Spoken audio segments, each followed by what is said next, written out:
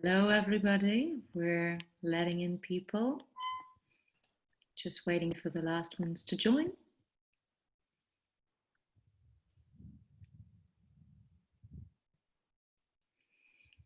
Okay, I think we're good to go.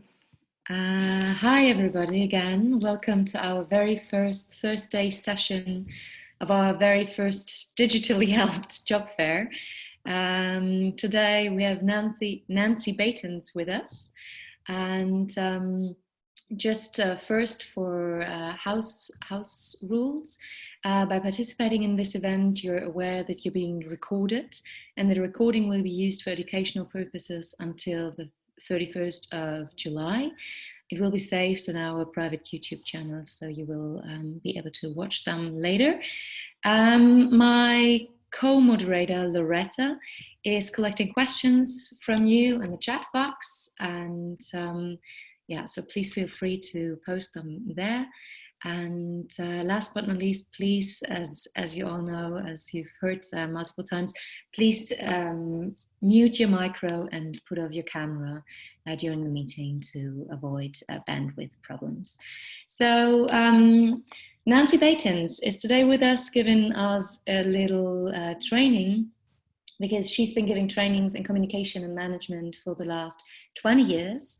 And for the past 15 years, she's been specializing in stress management, resilience, and assertiveness. So she really knows what she's talking about and is the perfect fit for all you trainees in these unconditional times. So we're very happy to have you here. Thank you, Nancy, in the name of the whole careers team, of course, as well. And giving over the floor to you. Thank you. Thank you very much. So, hello, everybody. When I was asked to talk about something, it was a bit difficult to find a topic at first because I have been giving over 50 trainings in these 20 years. However, I thought, let's take something that almost every student has learned so far. And I want to make it very practical. So I want you to join me in an experiment. And for this experiment, I want you to imagine walking down Rue de la Loi, for instance, for those who are in Brussels, or if you're in Luxembourg, like Jeff Kennedy, like big boulevard. And you're walking down the street, minding your own business. And on the other side of the street, coming from the opposite direction, is a person that you haven't seen for a long time, a person that you like, actually. And you're very excited to see that person, and you try to catch that person's attention, and the person comes closer and closer, and then passes by without saying anything. So this is just the explanation. I'm going to ask you to really close your eyes and really visualize that this happens to you. So you choose the person you like. You're walking down the street, the person comes from the other direction. You're very excited to see that person. You're waving, person comes closer and passes by. And I want you to really connect with that moment when the person passes by, and I want you to be able to answer 3 questions. First question, what are you thinking? The second question, what are you feeling? And the last question, where are you feeling this? Okay, so what am I thinking? What am I feeling? And where am I feeling this? And really connect with this, and only when you know, when you can answer, open your eyes. So what am I thinking?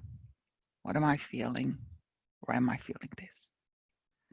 Now, to make it a little bit interactive, I would like you to put in the chat to me, so my name, Nancy.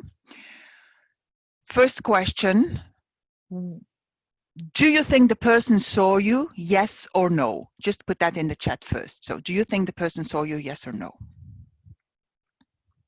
So I see some yeses. Yes, yes, yes, yes, yes. One no, no, no, no. Yes, yes, yes, yes, yes. Okay, excellent. Good. Yes, yes, yes, yes, yes, yes, yes. Good. Second question, and also the last one. What are you thinking? What goes through your head when that person passes by?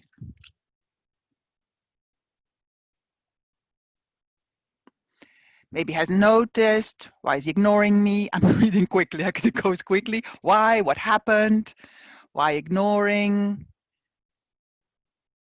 Should I call out? Nothing. Totally surprised. Okay, perfect. And the final question.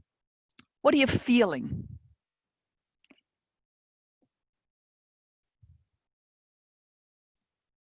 So it could be surprised, frustrated, angry, sad, hurt, sad, disappointed, sad, confusion, embarrassed. Yes, possibly because you made like, oops, somebody noticed me, refused, excited, disappointment, embarrassed. Excellent. Thank you. Thank you. You can stop putting in the chat. So this is what happens usually. When I do this in a group and afterwards I take note of everybody's answers and we put it on the flip chart, we usually see clusters. Okay.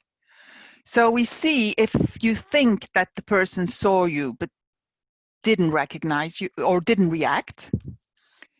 Some people are going to go like, who does he think he is? And if they think, who does he think he is or she, they're going to go like, and there's usually going to be anger. Okay. Anger, frustrated, whatever. If they say, oh, did I do something wrong? And you go more like, it's going to be more sadness. Okay. Then those who say, yeah, probably didn't see me, they're going to be quite neutral. Now, the thing is, whatever it is that you think or whatever it is that you feel, first of all, you could be totally wrong. And so I can think, who the hell does he think he is? Where genuinely, he didn't notice. Maybe he was thinking of something else.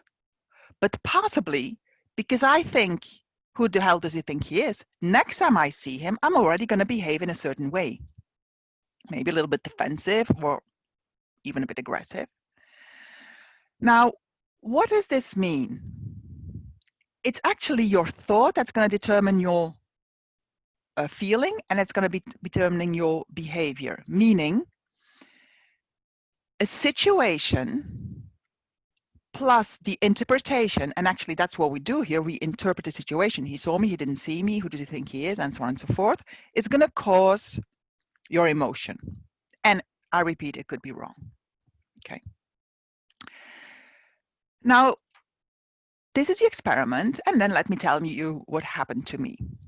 In my first year of training, 2000, I think it was October, so I had been a trainer for a couple of months, a bit nervous. I was doing it in French, my fourth language, a bit nervous. And I was doing this course for the very first time, a bit nervous, so triple nervous. And it was motivation, a course on motivation. And so I'm there, and there is this lady who, whenever I say something, she goes, what about this? And what about that? And what do you do then? No. And I could see how people were a little bit intimidated by her, but me too. And I could see how I kind of tried to keep my distance from her, how I even looked for some safety behind my desk. It was a 2-day course, and that evening in my room, I thought, oh my God, she's not liking it, it's not working, I have to change this. So I worked on the course all evening. I had nightmares at night, dreaming about the lady.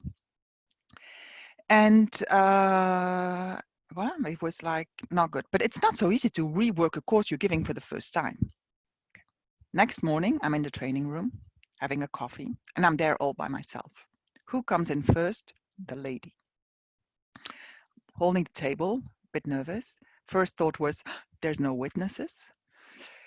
So she comes closer and closer, and then she goes, this is the best course I ever had.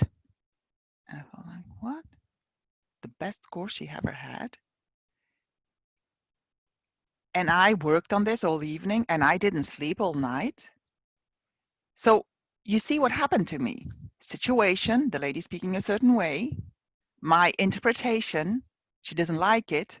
Conclusion, I had worked all night. I had misinterpreted. Okay. Couple of weeks later, I'm in the same room, and I give a course, a team building, and there is this man.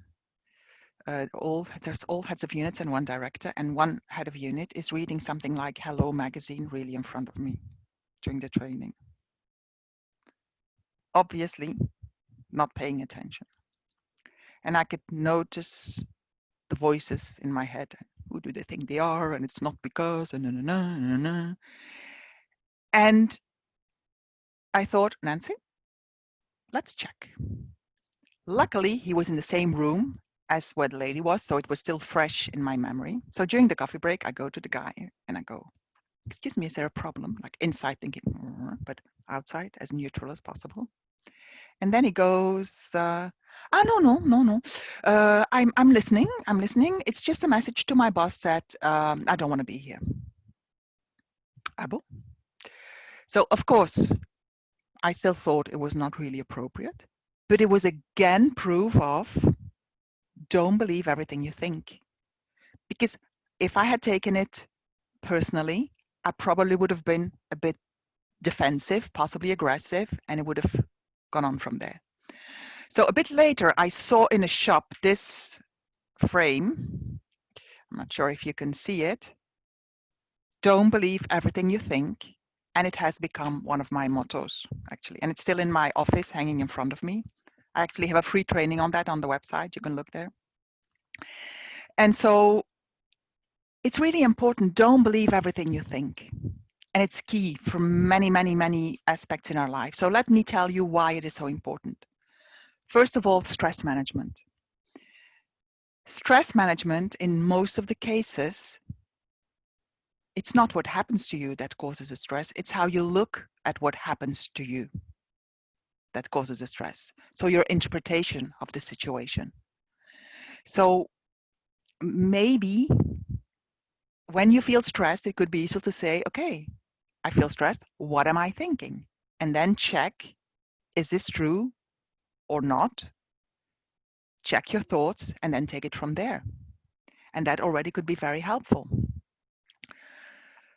I've had cases where I was like very stressed and thinking about things. Oh, and what are they going to say? And in the end, nothing happened. So when you have one of these thoughts, or no, when you have one of these feelings, I'm sorry, like feeling stressed or sad or angry, whatever, check, what am I thinking? And check, is this true or not? So that's one, stress management. Secondly, resilience. Resilience, especially in these times, I don't have to tell you what's going on at the moment. I still see lots of people in training, and now 3 months ahead in time, they are getting tired. They are a bit overworked. You don't necessarily see the end of it. And a lot of people say that they work much harder than before, much longer hours. My question to you would be, why do you feel you have to work double now, right? So why do you have to do that? What are your drivers? What's driving you? Is it like maybe perfectionism? Is it like people pleasing? Is it like I have to be strong? And check, because now more than ever, you really have to take care of yourself. And it's about the oxygen mask. If you can't take care of yourself, you're not going to be there for other people either. And so it could be some of your beliefs that are now making you work harder than ever, and who could actually make you cross your own limits and get you into trouble. Thirdly, assertiveness. So key to be assertive, without going into the full assertiveness course, is it is important that when I want to be assertive with somebody, I believe that I'm okay and the other one is okay, and that I aim for a win-win situation. Okay. Unfortunately, if I am upset about something, I often forget that the other one is okay. I consider myself more okay than the other one, and as a consequence, I might be a bit aggressive instead of assertive. So sometimes I'm going to have to choose to still see the okayness of the other one in order to be assertive. And here as well, the don't believe everything you think could be very useful. Okay, so sometimes I get very upset, like, who does he think he is because he said that? And no. And the person didn't mean anything. But if I'm already driving my horse like, oh, what's going on here? I'm not going to be able to be assertive. A fourth situation where I think it can be very useful is job interviews. And possibly many of you will still have to do job interviews at one point or another. What have I seen in the past? That some, when they go to an interview, are extremely nervous because they believe I'm not good enough, or they're not going to want me, or blah, blah, blah, blah, blah, blah. Why? If you already believe that you're not good enough, somehow it's gonna also come through in the interview. You are okay. Everybody's okay. So check your beliefs there. Of course, we don't want you to become arrogant, like Mr. Perfect, and I'm the only one who can do everything here, but I'm okay would already be very good. Did you know that many people, and this is a bit like a Mars-Venus thing, that sometimes it is said that men, if they can do 20 or 30% of the things on the job description, they go like, yeah, this is my job. And then women, if there's 2 or 3 things that are on there that they think, yeah, well, I don't know how to do 2%, or I have never done 2% of the job description, maybe I shouldn't apply. Excuse me? No. If you think you are a right fit for it, go for it. You know, you are good enough. You are enough. And then finally, when you think of your dreams, of things that you want to achieve, it could again be your thoughts that are holding you back. So think big. Anything is possible. Another hashtag that I use all the time is like, yeah, heck, like you always have a choice. And often it's again our beliefs that are keeping us from even going for it. I give a very personal example. A very long time ago when I studied, I did translation many decades ago. And at that time, after the Bachelor, we had to choose for the Master to go on in translation or interpretation. And I had heard, somebody had said at school, yeah, do you know that for the past 20 years, nobody with your language combination has passed interpretation? And to be honest, it stopped me. I didn't even go for interpretation because I thought, okay, if that's true, well, who am I? And actually, I regret that a little bit. I love my job, and I don't think it doesn't mean that I would have preferred to be an interpreter. I'm just saying, isn't it sad that just because of the thought, I didn't even give it a go? So my message to you is don't believe everything you think and check first. So that's basically it. If there's any questions, I'm here for you.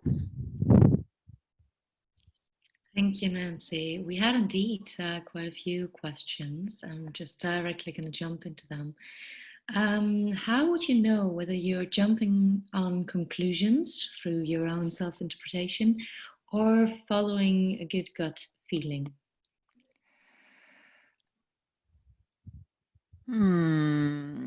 I think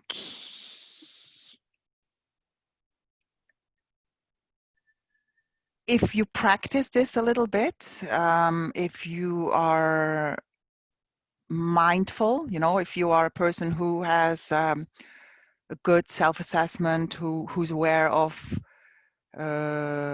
his thoughts, his feelings, that it could be gut. But in many cases, it's your head messing with you, you know? So I think at first, especially when you start with this, I would check in a non-defensive way, like, so I hear you say this, or I see you do this, what do you mean? Blah, blah, blah, something like that. But also, I think if it is a gut, sometimes you just know that you know, right? So that, yes, I also believe in that. I also believe that sometimes you know, this is wisdom, this is me, and this is not just my mind messing with me, I know. But usually that's about other things, I think. I hope I didn't make it too confusing. Yeah. So it would be very much addressing it with the persons. Yes, at first I would definitely address, just check. Yeah, yeah. Okay. Another one going in the same direction. How to draw the line between neutrality, you explained, and healthy self-confidence in one's judgments. So I guess it's almost the same. The question is, for me, more into the direction of, if you don't want to address it with the person, how would you, react? Possibly, of course, it would be easier to know like the exact situation, but possibly I might check with somebody else I know and trust to say, what do you think? Taking into account that we both could be wrong, huh? But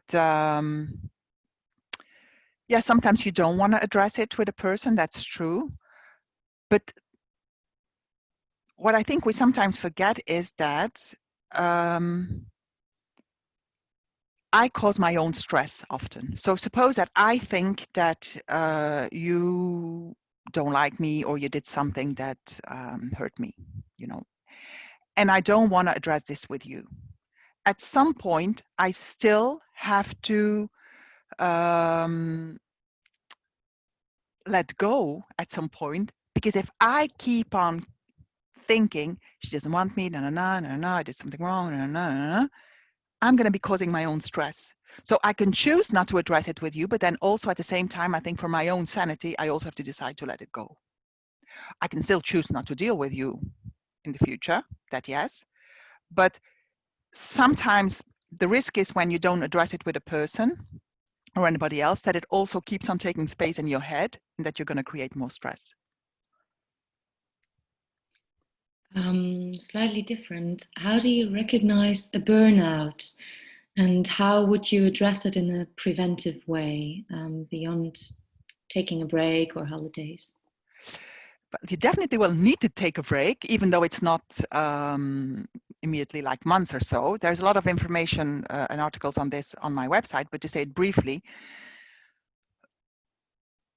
it's probably changes in your normal behavior. So maybe normally I'm quite calm, and now I've lost my patience. It's also changes in my emotional responses, like I have a shorter fuse. It's also being tired, and even though I've slept, I'm still tired.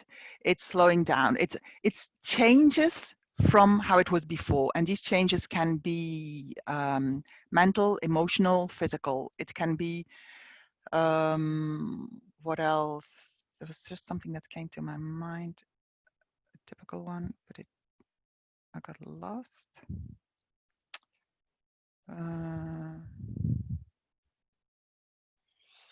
Yeah, intellectual.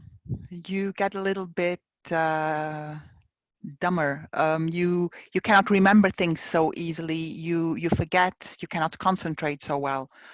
All of these, but there are lists on my website, so you can definitely find some articles there on that. And my recommendation is, the moment you start to feel that, oops, I'm not like 100% in shape, oxygen mask. You have to think of yourself, and you really have to take some breaks. So it could be as easy as, okay, this weekend I don't do anything. Of course, if you already have burnout, a weekend is not going to be enough. But of course. But if you start to feel like, I'm a bit tired, I have this short fuse, do start to see, okay, what can I take off my plate? How can I make things easier, lighter? And if you're really worried, I would definitely go and see a doctor. Absolutely, as quickly as possible. Because you can definitely do something about it, but the longer you wait, the longer it takes to get better. So for instance, if you wait for 2 years and the burnout takes 2 years to really manifest, it could take more or less, according to studies, 2 years to get out of it, which you definitely don't want. In the same direction, can you recommend any quick measures to calm one down during stressful situations, for example, during job interviews? The easiest is, and there's many, and again, you'll find other on the website, but the easiest is like the 4-4-4-4 breathing. So 4 times 4, what you're going to do, you're going to do some abdominal breathing, which is when I breathe in, I don't do the chest, my lungs, I'm sorry, my lungs don't expand, my shoulders stay down. So it's going to be when I breathe in, the belly that goes slightly out. Okay, so what are we going to do? We're going to breathe in, and the belly goes out, counting to 4. We're going to hold the breath, counting to 4. We'll do it together in a minute. We'll breathe out, and the belly goes in, counting to 4, and you don't do anything, counting to 4. And all of this you do at least 3 times. It can be longer. So let's start together. So hold your belly to see if it goes out. All the rest remains the same. Feet flat on the ground, straight back. So I'm going to do in, hold, out, nothing. In, hold, out, nothing. And a last set. In, hold,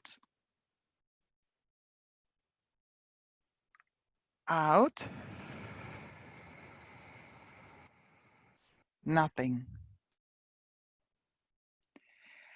And this is it. And so what often happens is that people will then sometimes start to yawn spontaneously. It means that your parasympathetic, the calming down part of your autonomous nervous system has been activated. It kind of calms you down. This is just a very easy one that you can do anywhere without an app, without anybody noticing. It works just like that. Super. Unfortunately, we only have time for 2 more questions. Okay. One is, in the framework of teleworking stress, what is your advice on giving and receiving feedback remotely? Because it is so difficult to address and discuss crucial topics among colleagues when there's only remote contact. And the second one is, following your footsteps, how do you become a burnout prevention coach? Do you have to have a degree in psychology, or what is recommended? Okay, all right then. So feedback and the coach. I'll first do the coach because it's the easiest. Yes, there are lots of trainings on that. I have 2 certificates. I have one stress and burnout coach, and I have another CSR coach, which is chronic stress reversal. And they usually are a couple of days long. Usually they already require that you have a coaching degree next to it. So you don't necessarily learn the coaching itself, but you learn everything that's linked to burnout and stress prevention. So that's the easy one. Now, the other one, the giving feedback in these remote times.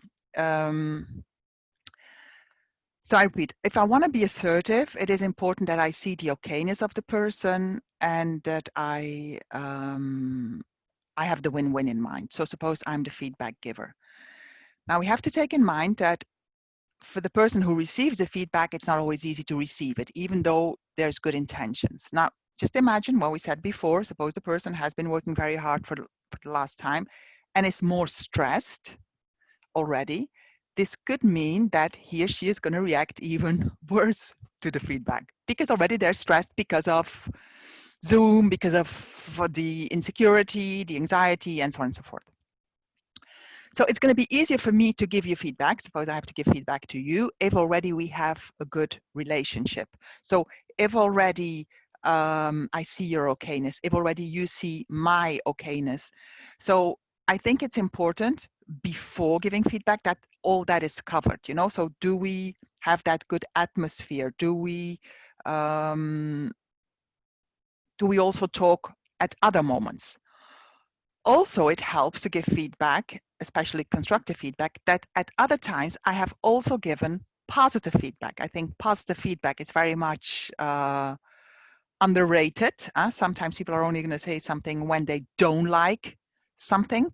So have you made sure that you also give positive feedback? And then when you give the negative feedback, when you've finally decide, okay, I have my moment, do it one-on-one with the person. So do not do it like in a meeting where all the others are present, and try to use some framework that's going to help you to make it as positive and neutral as possible. For instance, I often use the desk. There's also an article on that on the website.